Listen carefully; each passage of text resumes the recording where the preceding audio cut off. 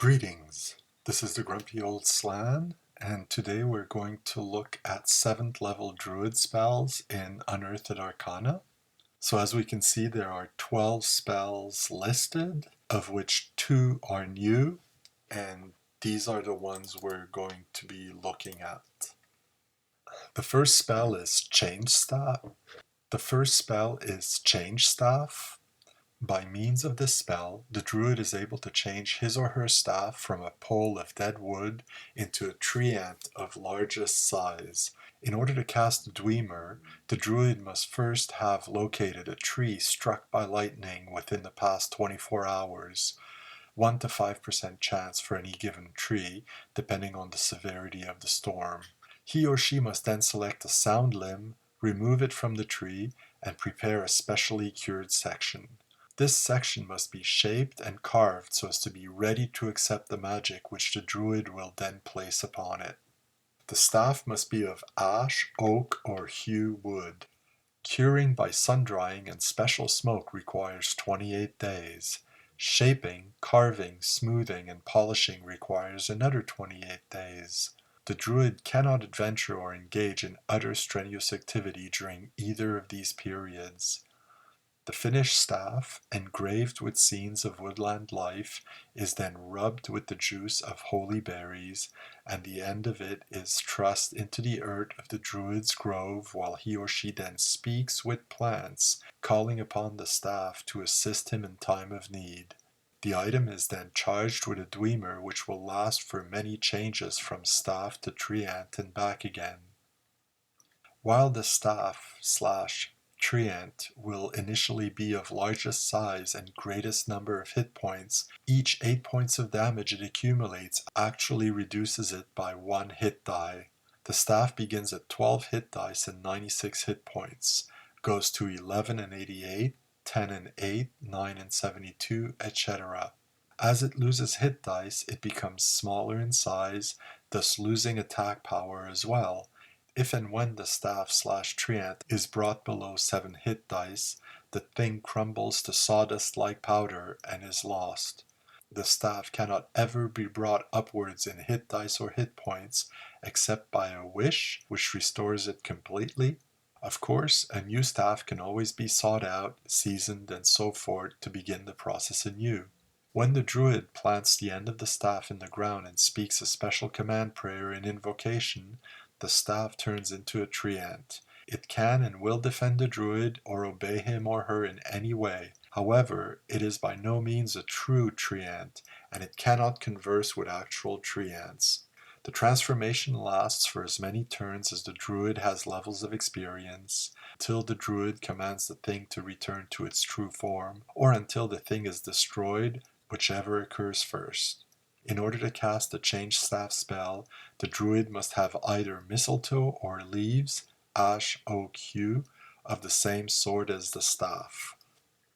This is a very fascinating spell, which I think could have been explained a bit better. I would assume the casting of the spell is the entire process they have described in the first paragraph of finding a tree that has been hit by lightning, going through the carving and shaping of it, taking 2 months at least, not to mention the time to find that tree. They then say that the druid plants the end of the staff in the ground and speaks a special command prayer and invocation. By this, do they mean the Change Staff spell? Because it says casting time is 3 segments, whereas if the casting time is to actually enchant the staff, that would be like a 2-month casting period. I think how you approach this will all depend on the game master and how they wish to have this happen. So if it's something that you cast over a very long period of time, and then you can have the staff change from a staff to a treant pretty much at will in a special invocation that lasts 3 segments, is that actually the 7th level spell? I think when you have very high level spells like that, it would be fine to have an extremely long casting time on the order of months. It has a built-in time clock, You could then have the Druid invoke the transformation pretty much at will. The description of the spell, the fact that it asks for the leaves of the same tree that the staff is made of, seems to me to hint that what they expect is that you cast this 7th level spell in order to take your staff and transform it into a tree ant.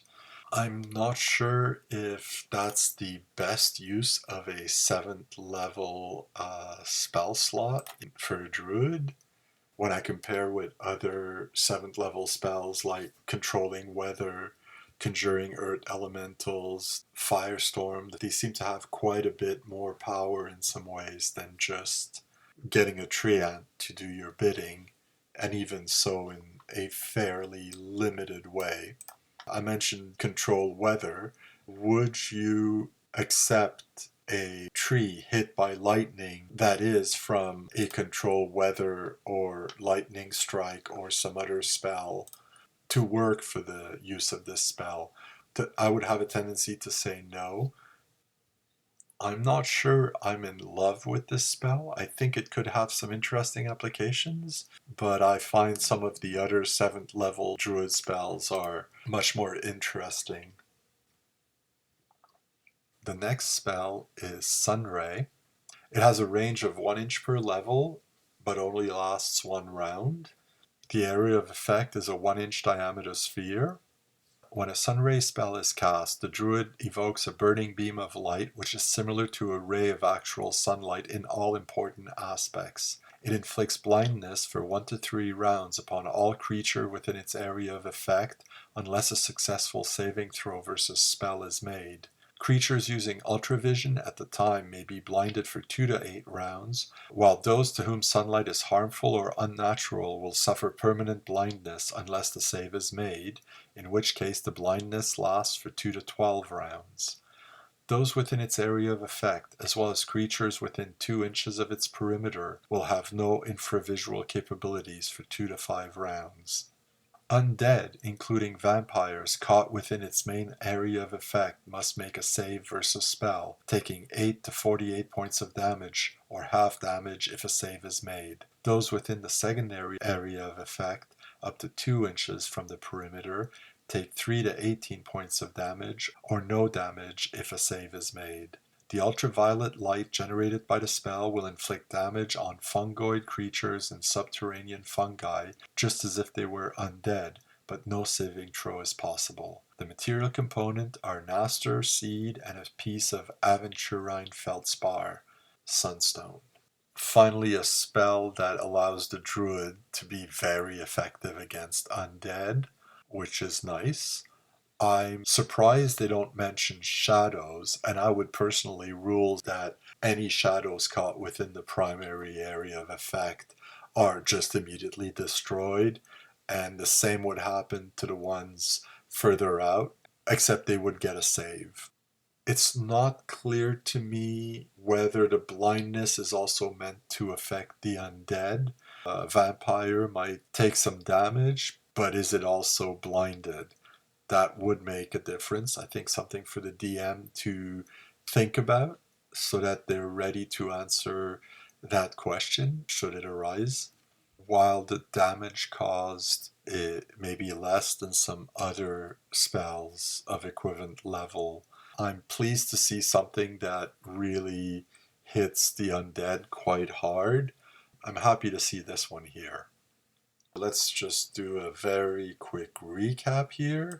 We had Change Staff, which I'm a bit lukewarm about, I'll have to say. If I have a choice between taking my staff and turning it into a tree ant, maybe I'd want to conjure an earth elemental or animate rock, call up a firestorm, and to my mind anyway, the earth elemental particularly would be more interesting. I like Sunray. It's nice to finally see something that allows the druids to directly confront undead and have a strong effect upon them. So this has been the Grumpy Old Slan, looking at 7th level druid spells in Unearthed Arcana, and I'll see you next time.